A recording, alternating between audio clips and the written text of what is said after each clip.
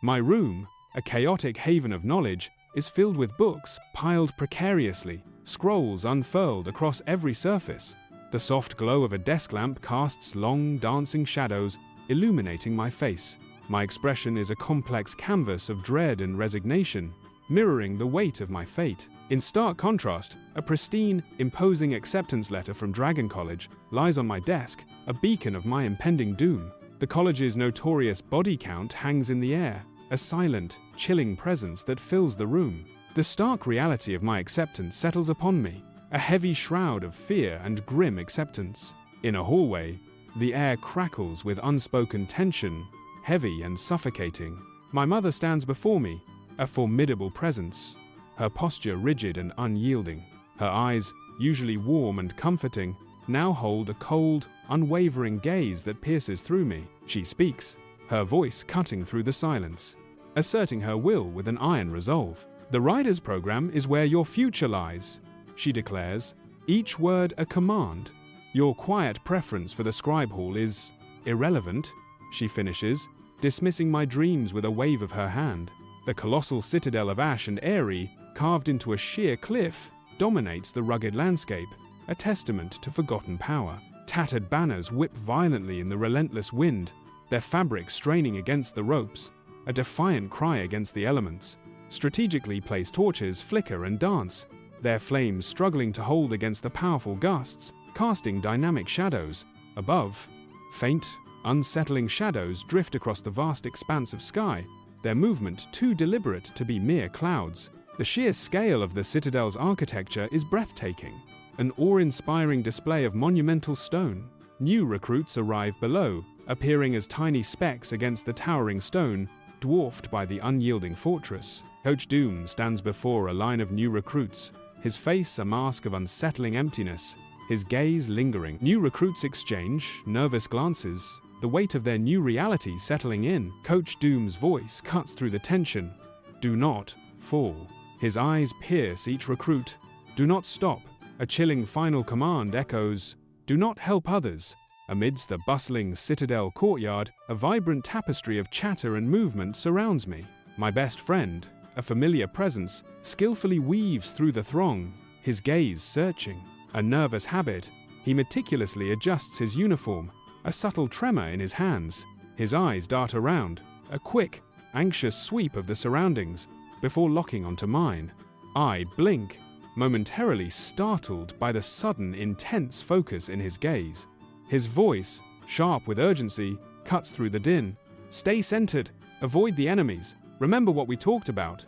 In the bustling citadel courtyard, I share a fleeting, warm smile with my best friend, a moment of peace before the storm. Suddenly, a formidable, armored student, Brutus, shoves past me, his face twisted in a condescending smirk. Brutus looms over me, a menacing shadow cast by his imposing figure. I meet his gaze, asserting, "I didn't make enemies. I just exist with excellent timing." Brutus mutters, his voice laced with contempt. "You're fragile. You won't last here." The courtyard's clamor fades as the tension between us thickens, a silent battle of wills. In the crowded citadel courtyard, the air crackles with tension as unspoken challenges hang heavy. My gaze meets Brutus's, a defiant smile playing on my lips, a silent promise of future confrontations. Our eyes lock, a silent challenge passing between us, setting the stage for a dramatic showdown. I assert, "Arrogance doesn't guarantee graduation either," my voice cutting through the courtyard's murmur. The words hang in the air, a gauntlet thrown, the courtyard holding its breath. The wingleader strides into the citadel courtyard, an undeniable aura of authority preceding him. The assembled crowd parts instinctively, as if guided by an unseen force, creating a clear path for his advance. His commanding presence fills the space as he surveys the scene, his gaze sharp and critical. His eyes, like daggers, briefly snag on a pack strap, a silent judgment passing. The crowd holds its breath, their collective silence amplifying the tension of his scrutiny. Every step he takes reverberates with power, demanding respect without a single spoken word. Sunlight fiercely glints off the ancient stone walls of the citadel, casting long shadows across the courtyard. The wingleader, a figure of imposing authority, points directly at my pack, his gaze unwavering. A fleeting flicker of amusement dances across the wingleader's face, quickly suppressed, as he declares, "You're holding your pack strap incorrectly."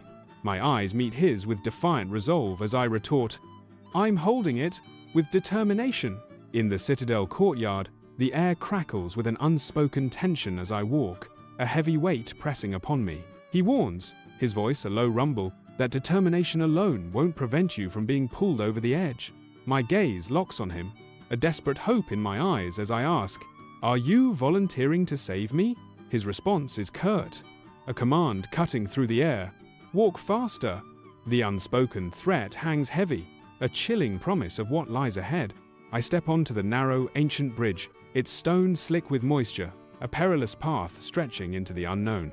A sudden, unseen gust of wind violently buffets me, threatening to tear me from my tenuous footing. My legs tremble uncontrollably, a vivid testament to the raw fear and deep reluctance coursing through me. The bridge sways precariously, each creak a chilling echo of my inner turmoil and the danger that surrounds me. On the treacherous bridge, an unseen hand yanks my pack strap, sending a jolt of terror through me. I lurch violently, the world blurring into a dizzying spin around me as I fight for balance. A collective gasp erupts from the line of students behind me, their fear a palpable wave. Their wide, horrified eyes mirror my own, a silent scream hanging in the air above the abyss. The bridge sways precariously beneath our feet, amplifying the sudden, heart-stopping danger. A colossal, ominous shadow descends, engulfing me and the students nearest to me, swallowing us whole. The world around us plunges into an abyssal darkness as an icy wind begins to howl. The air crackles with an inescapable sense of impending doom, a chilling premonition of what's to come. The bridge trembles beneath our feet, a final terrifying tremor before the unknown. Suddenly, an overwhelming darkness descends, swallowing all light. A deep, resonant voice, like thunder, echoes within the mind. The voice carries an ancient amusement, both terrifying and captivating. The mind reels from the disorienting force of the unseen speaker. A chill runs down the spine, a primal fear awakened by the sound. The voice simply states, with chilling amusement, "Interesting." In oppressive darkness, a barely audible whisper cuts through the silence, a desperate plea for reprieve. The air thickens with raw terror, a palpable dread of what unseen horror lurks in the shadows. A voice trembles, a fragile sound against the vast, consuming blackness. The whisper is a desperate, unwilling cry, a soul recoiling from an unknown fate. With raw emotion, the voice pleads, "Please, pick someone else." The plea hangs in the suffocating darkness, a desperate echo of terror and reluctance. A palpable dread hangs heavy in the air, the treacherous bridge stretching into an abyss of fear and uncertainty. A formless shadow hovers ominously above the bridge, a silent harbinger of unseen terrors. The remaining students are paralyzed, their eyes fixed on the exact spot where others vanished into thin air. The unexplained vanishing solidifies the college's dark, whispered legends, chilling them to the bone.